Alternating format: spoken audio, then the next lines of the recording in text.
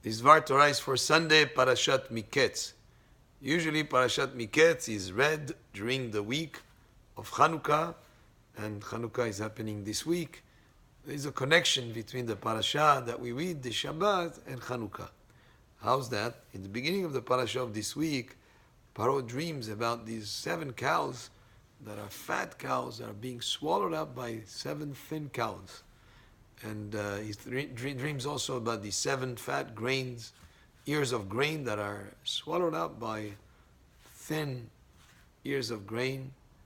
And he's very perturbed by this dream. He's very bothered by it until Yosef HaTzadik explains to him the dream that it's going to be 7 years of plenty and then 7 years of famine.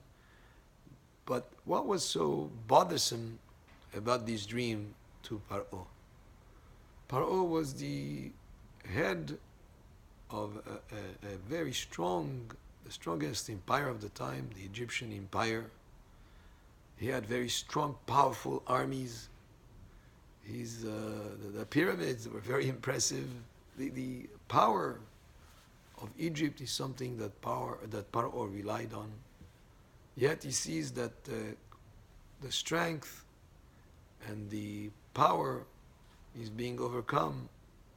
Those fat cows is being overcome and swallowed by thin cows. This is something that didn't make sense to him. If a country would be as powerful as Egypt, nobody could win against him. So what was this dream about? And this dream actually is connected to one of the ideas associated with Chanukah, which is a handful of Hashmonaim were able to win the war against formidable armies of the Greeks, so that the quantity and the power of the armies of the Greeks was overcome by the few Jewish fighters who won in that war. So the physical power is no guarantee of success. When Hashem is on your side, that's what will bring success.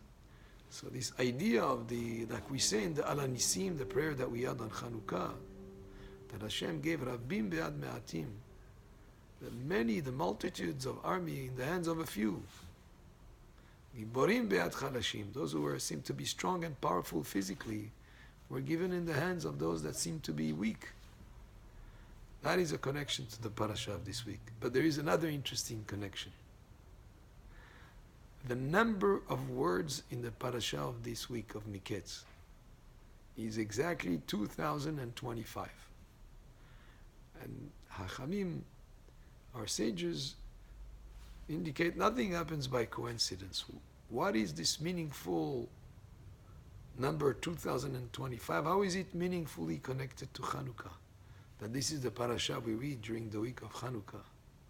Well, in Chanukah we light a candle, a number of candles every night, but the minimum is at least 1 candle every night. We do the mitzvah in a beautiful way, just like Bet Hillel indicates. We start the first night 1 candle plus the shamash, the second night 2 candles, the third night 30, etc., etc.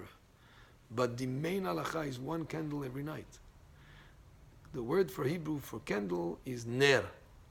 If you take ner and you look for the numerical value of ner, nun and resh is 250. We light 8 nights, 8 times 250 is 2,000. But when do we start to light it? On the 25th day of Kislev.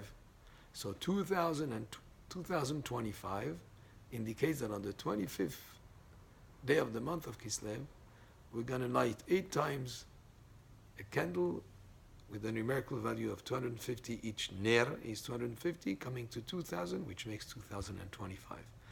So there's more than one way that the parasha of this week is connected to the holiday of Chanukah that we will begin Tuesday night this week.